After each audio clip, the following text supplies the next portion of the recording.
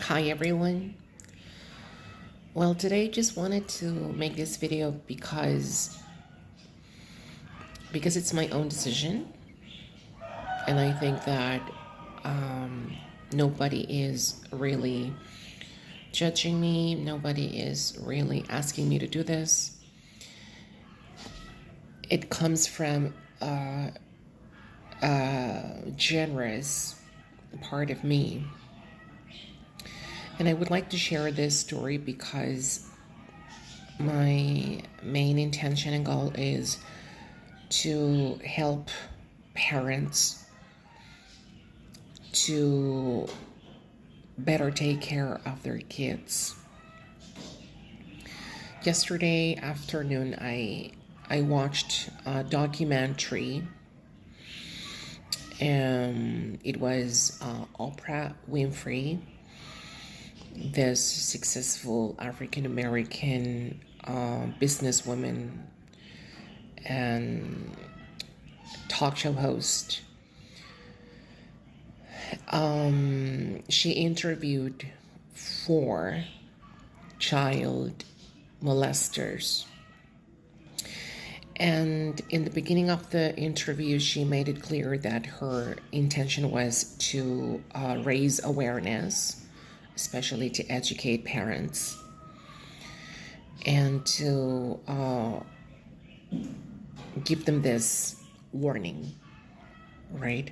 Because your children can be the most vulnerable human beings that you have to protect as a parent. First of all, to begin with, I didn't know that Oprah Winfrey had been sex abused when she was 9 until she was 14 years old. And I relate to that because I was sex abused by my uncle-in-law, my mother's sister's husband. For many years, he began to molest me when I was 5 until I turned 12, almost 13 years old. There were a few things on this interview with these child molesters that really impacted me. Most of them do not know the immensity of the damage that is inflicted in the child, in the kid. Of course, they don't know because they lack empathy. They are not capable of realizing how destructive this appalling experience can be. The second thing that really shocked me was the fact that they themselves explained that they chose their child victims not at random, because these people were in the most intimate and close family circle of the child. 90% of the people that sex abuse of a kid are people in the family. They are relatives, uncles, aunts, even parents, brothers, sisters, neighbors. And the 10%, statistically speaking, are strangers.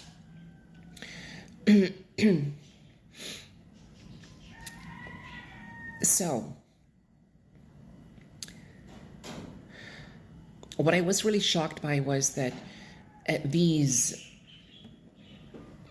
child molesters choose their child victims very intelligently, because they realize that the child is emotionally vulnerable, the child is neglected by their parents, the child is rebellious, resentful. The relationship between the child and the parents is not that healthy. And even what helps these child molesters to make the decision of targeting one child is what the parents tell them in confidence. Sometimes they just, perhaps, for example, in my case, my parents saw me as a gay kid at first. And I imagine how frustrated my parents must have been about me being different, how scared they must have been for my being different.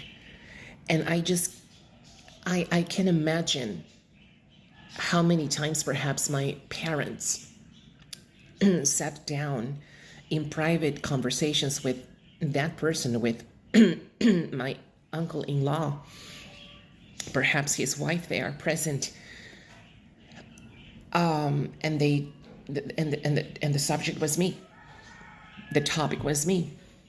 Perhaps they just vented their frustrations, and that's how my uncle-in-law understood that I was a vulnerable kid, that I was neglected, that I was not totally accepted and loved.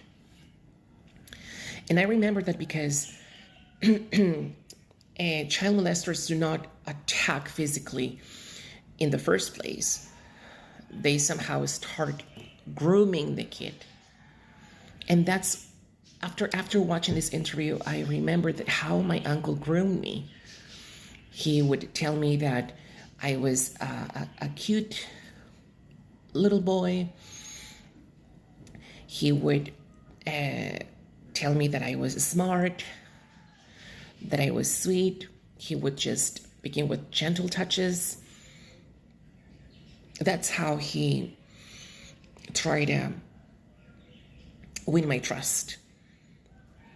Because another thing that I learned from that interview is that child molesters,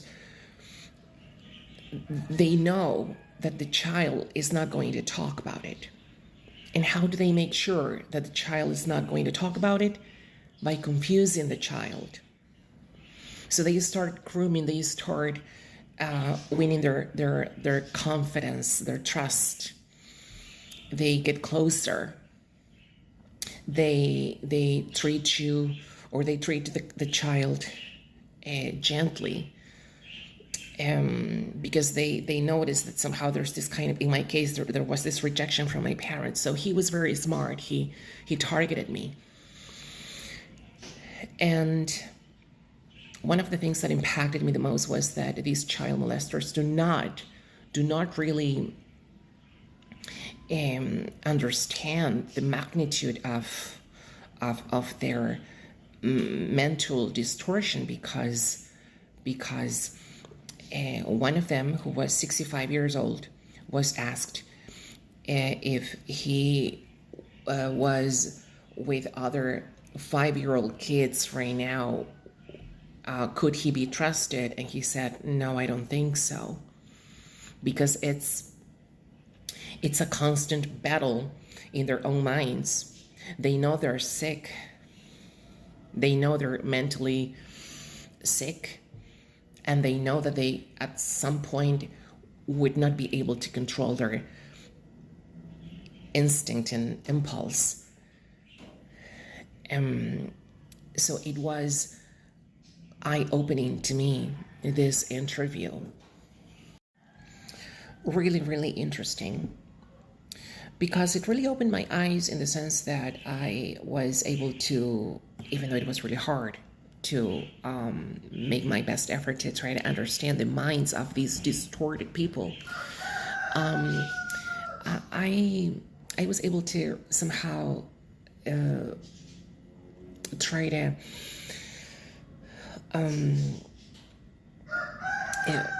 read what they were saying. You know what I mean?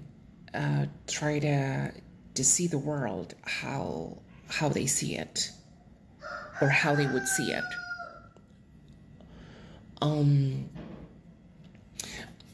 But one of the things that another one of the child molesters in their interview said was really, striking to me. He said, "Parents, watch out. Watch for the signs, because there are signs all around."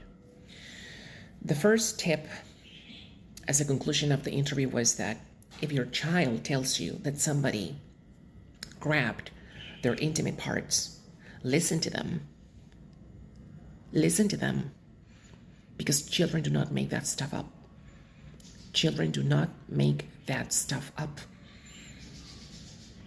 Another sign is, are you really comfortable by letting your child sit on another adult person's lap? Be careful, because one of these child molesters took advantage of that trust given by the child's parents, because the parents let the child sit on his lap, and he would touch this girl's intimate parts. And this child molester himself, he said, "Hey, do not let your children get that close and intimate with anyone.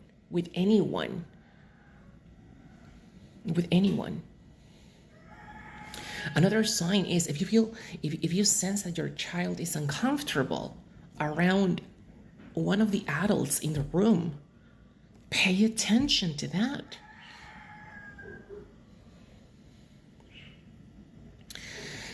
In my experience, my parents were the ones who gave my uncle-in-law plenty of opportunity to become the monster that he really was. How did they let him get away with it? Because when I was 5, 6, 7, my parents would get together with my uncle-in-law's family. That is my cousins, my aunt, who is my mother's sister. So we would get together in their house for barbecue parties. There was a lot of alcohol. So it was my parents, my cousin's parents, maybe some other guests who were in the room, okay, drinking lots of alcohol, lots of beer. My dad back then would get wasted. And I think that perhaps my parents might have planned to leave me there for the weekend or for a week, especially on summer vacations from school. Big mistake. That's when my nightmare began. One of the child molesters in this interview was explaining that one of them molested his own 12-year-old daughter because he had the custody of his daughter. They would sleep in separate beds, but the father would get up in the middle of the night and would just look at his own daughter sleeping. And he explained that the position in which the girl was sleeping aroused him. Can you believe that? So I imagine now, because that's how it began to me. For me, it began like that way. When I stayed at my uncle-in-law's house for a week, I would sleep with my little cousins in one of their bedrooms. Sometimes I would just sleep with one of them. So I can imagine now how this man would sneak into the room and watch me sleep and fantasize with me, before he actually did what he did to me. It all began with touches. He would just touch me. I remember one night, perhaps I was 6 or 7, perhaps one of those nights, one of those very many nights. I remember I was sleeping and I just woke up because I felt that someone was touching me. And he silenced me. He put his finger here. And he said, shh, quiet. And he would just start doing really awful things. Awful, awful things.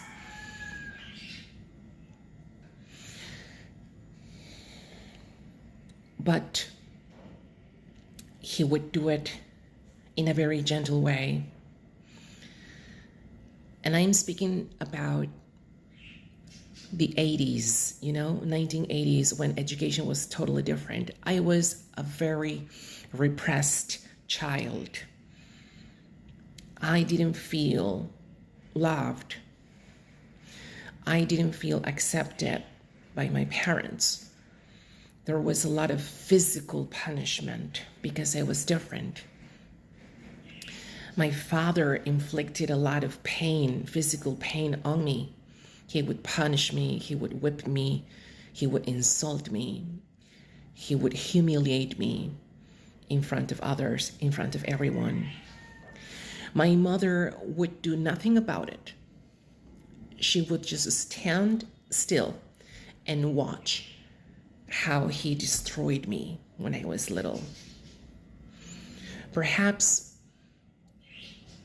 that feeling of rejection that I understand as an adult now, which was pretty confusing back then when I was a child, must have been the reason why it was easy for my uncle-in-law to make me confuse love and acceptance. Here we love you, here we do not punish you, here in my home we do not whip you, we do not insult you. And this confusion had a tremendously negative impact on me as a teenager and as an adult.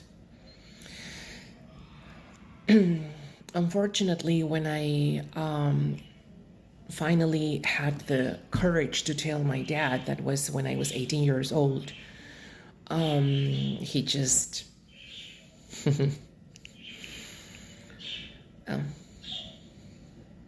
he didn't think it was something dramatic. Up until 1 year ago, when we had an argument and I somehow told him that he was not there, that he left me unprotected as a child, that somehow he was responsible for what had happened to me as a child, he said, hey, get over it. Get over it. That doesn't matter now anymore. Just get over it.